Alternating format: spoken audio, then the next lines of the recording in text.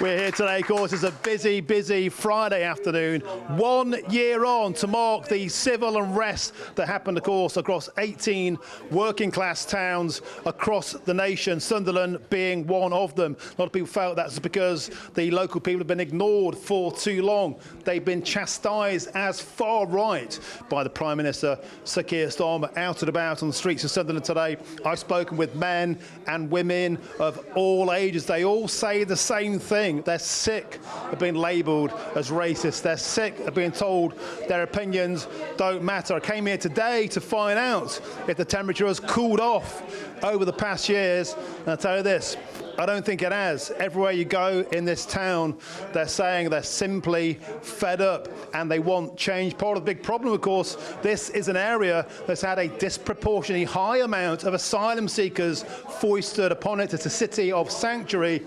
That means over 800 asylum seekers have been put here without anybody in these communities ever having a say. Now let's bring in my colleague Mark White, our Home and Security Editor. Mark, welcome to the show. It's always a pleasure. In Sunderland, Mark, if anything, I'm thinking this, the temperature is rising. And Mark White, it's the same across all of Britain with fresh protests breaking out. Well, it absolutely is, and the latest word we're getting is confirmation from the Metropolitan Police that they will have extra resources on this weekend because of the potential for more protests at migrant hotels in London. One in particular, the Barbican Thistle, which is in Clerkenwell in Islington in the central to North London area.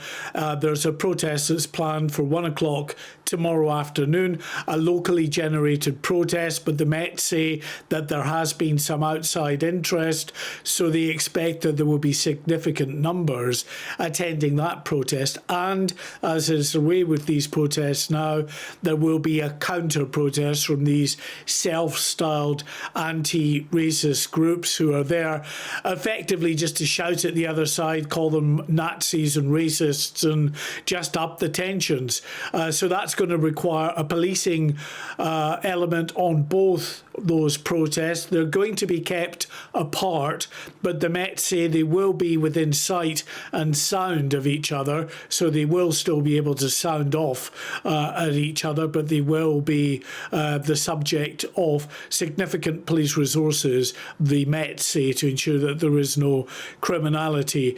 And then, of course, just yesterday at another hotel near Heathrow Airport, the Stanwell Hotel in Spelthorne in Surrey, there was another protest locally arranged with dozens of people there at a migrant hotel, Martin, which had until now housed families, and the local community were, you know, to say happy is probably inaccurate, but were willing to put up with the hotel being used to house families. Now they've been told it is going to be a hotel that will solely house young migrant men. The community, understandably, very upset at that prospect, so they've protested. And as I say, a number of other protests, not just in the London area, but right across the country, expected this weekend. We're back in the territory of frequent migrant hotel protests. You'll remember, Martin, because we covered them together. About 2 or 3 years ago, there were very regular migrant protests that sprang up because this was the new tactic that the previous government had adopted to house these asylum seekers. But then it kind of died down. People, you know, really got used to them. The kind of the heat was taken out of the situation, and we didn't really see big protests outside the asylum seeker hotels again until Southport a year ago, and of course that sparked more protests outside asylum hotels, and they've really continued on and off ever since. But they've gathered momentum because of a number of incidents that have taken place outside various hotels, Martin, that have really brought about a great deal of concern amongst local people. Mark White, something I don't think we've heard enough about in the mainstream media is the backdrop of what's going on in these towns. 17 out of 18 of the towns that experienced riots were the most socially depraved areas in Britain, and crucially had a disproportionately high amount of asylum seekers foisted upon them. I've got a few graphics, Mark, I'd like to put on screen. I'd like to get your reaction to them. Let's get to the first one, particularly about Sunderland here. Sunderland is described as having a social housing emergency. You can see there 830 asylum seekers in social housing, and as of 21st of July, just some 10 or 11 days ago, they decided to pause that because the local council said it's time to stop buying local property and turning it into asylum schemes because we've reached capacity. Well, thank you very much. But that means there's an average of 13 months, Mark, 13 months. That's the average waiting time for locals trying to get onto the social housing ladder. Next slide, if we could. Social housing waiting list now has increased by an astonishing 523% in 1 year alone, going up from 1,483 to over 9,000. A massive backlog of people from the area. And my final slide there, this is from the strategic head of Shelter North East, Tracy, who says this: the housing emergency is ruining lives across the North East. Mark White, this is the conversation you don't hear on any other media channels apart from GB News. Quite simply, all of the housing around here is being hoovered up by the government, by mayors, by Serco. It's being prioritised to asylum seekers. The locals are at the back of the queue, and people in places like the Gunners, they're not happy about it. Using the internet without a VPN, a virtual private network, is a bit like taking to the road without car insurance. All it takes is one unlucky moment to cost you a lot of cash. This video's sponsor is Private Internet Access. They are the VPN to help keep you safe. Click the link in the description below to find out why over 30 million people have downloaded PIA to protect themselves online. A virtual private network is an app that hides your IP address and helps keep your data private. When you're browsing the internet at home, you give up a large amount of data to businesses, to shops, and indeed to social media giants too. Hackers have the ability to steal your personal data with ease, including sensitive information such as passwords, keystrokes, and even your personal photos. Private internet access helps protect your personal data by encrypting your internet connection to keep your data out of the hands of cyber criminals. And it's not just hackers either to be concerned about. Information can be censored too. When Canada passed their C18 bill, social media giants decided to ban news content on their platforms. But PIA can protect your ability to consume the news and content you love. Private internet access is available for Windows users, Mac OS, Android, Linux, iOS, and you can use one PIA subscription to protect an unlimited amount of devices. And we've got a huge GB News discount for you too. Click the link in this video's description and you'll get a massive 83% off PIA. That's under £2 a month, the price of a coffee, and you'll get an extra 4 months completely free on top. Also, there's a 30-day money-back guarantee too. Visit piavpn.com/GB News to start protecting yourself digitally today. No, and you couple that, of course, with the likes of the inability to get a GP appointment, a proper place in a school local to you, all kinds of other elements, strains on the social fabric of communities. But housing, of course, is right up there because with the exception of those in extreme emergency, those perhaps who are going through physical marital abuse, and even then it's not guaranteed that they'll get emergency accommodation.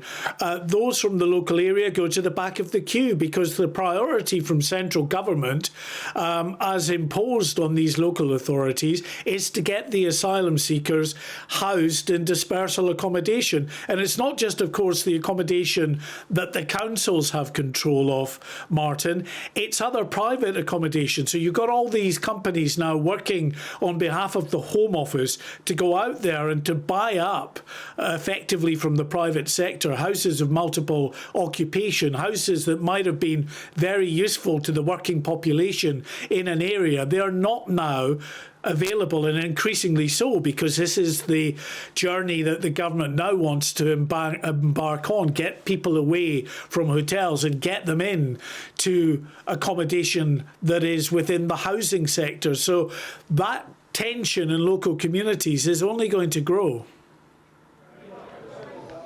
Thank you, Mark White, and it's getting warm here in the Gunners. I might need a cold drink in a minute. Mark White, superb stuff. Thank you very much. Let's now dig into the politics of the area. It's important to point out Sunderland has been basically Labour forever. Sunderland Central, the seat where the aggro kicked off a year ago, has had a Labour return since, well, forever, with a brief dalliance in the 1950s when it was a Conservative swing area. This is a Labour heartland. I spoke to Gary, a shipbuilder of 47 years previously, who told me today he'd voted Labour all of his life, and now he just wants the Prime Minister, Keir Starmer, to resign. Let's bring in my next guest now, and that is Chris Aynon. He is the Reform UK spokesperson for Sunderland. Chris, welcome to the show. This is an area where Reform came second, I believe, in the general election. One of those 98 seats, probably you'll fancy having a dig at the Labour Party on. Tell us about the changing political landscape around here in Sunderland. The change has been quite remarkable. In the space of 2-3 years, we've came from polling 6% locally in the locals to 13%, and then finally almost 30% in the general election just gone. So I've never seen anything like it in the space of about 2 or 3 years.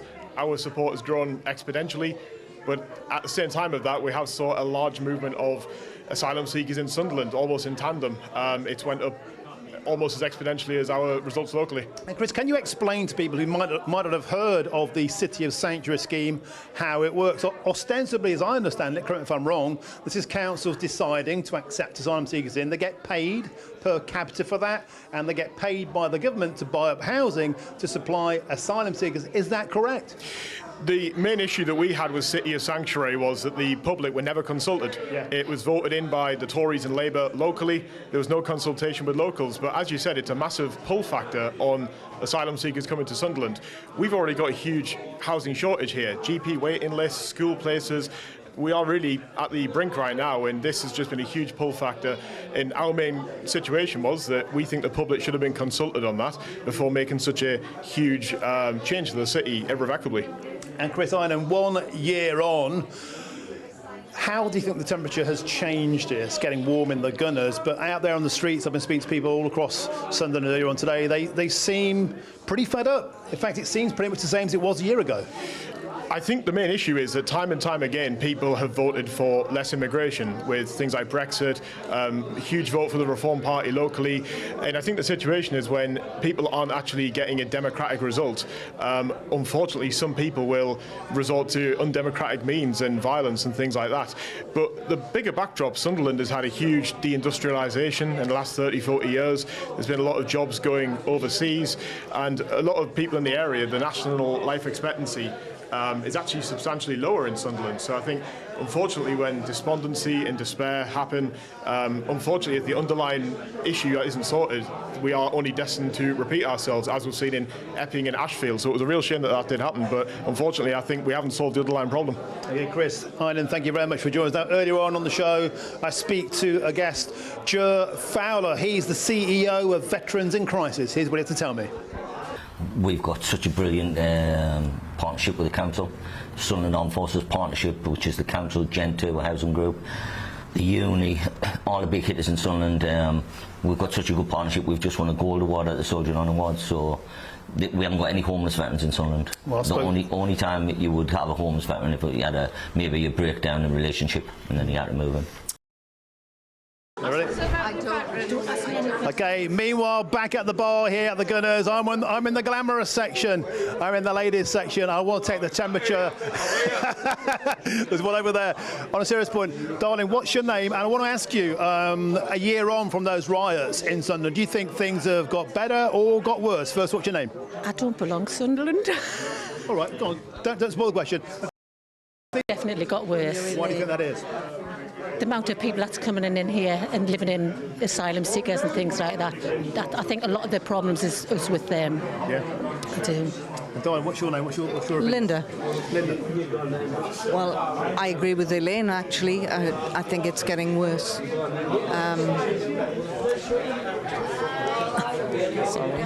What is it you think is getting worse? For example, we hear a lot about women are scared of their safety. That's something that bothers you and your friends?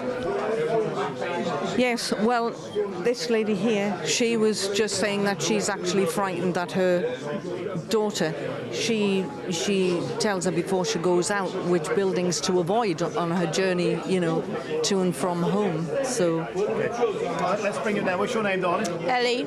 And tell us about what your buddy just said there about your concern about your relatives. My concern is my daughter's at university and I've told her no-go zones. I'm 55. There's certain places in Sunderland I cannot go after 6 p.m. at night. I mean, you pay your tax all your life, you're part of the community. I'll tell you what makes me feel, really. Doesn't bear thinking about. Doesn't bear. So I'll tell you why. Labour government has lied, and still friggin' lying. And I'm sorry. I went from a Labour supporter who used to deliver letters for Richard Phillipson to go into reform to, as far as I'm concerned, safety on the streets. Put the veterans first, not immigrants. I just think, my granddad was a Labour councillor. He would honestly, thank God he's not to see what's happening in this bloody country. And I'm all for the free world and everything, but what do? We need Nigel Farage in power to be the Prime Minister. We do. because I believe we are a Judeo-Christian country. Yeah. And J.D. Vance said yesterday that we're committing societal suicide, and I completely and utterly agree with that. I believe that as a Christian, I am a born-again Christian. That's our foundation. We need to concentrate on it and we need to pursue it because it informs everything. Without that fundamental foundation, everyone thinks everyone is selfish. Everyone thinks that whatever they want or desire or think or want to do, they can do. There is no filter, and it's chaos. So what we see out there is chaos. That's how I feel about this city and all of our cities. Ladies. Chris Rea said at one point on an ancient album that we were going to hell in a handcart, and he was right. Well, ladies, thank you so much for speaking to us today from the Gunners. You got me choked up already. I think I need a stiff drink. You're already going there, Dawn, but thank you so much.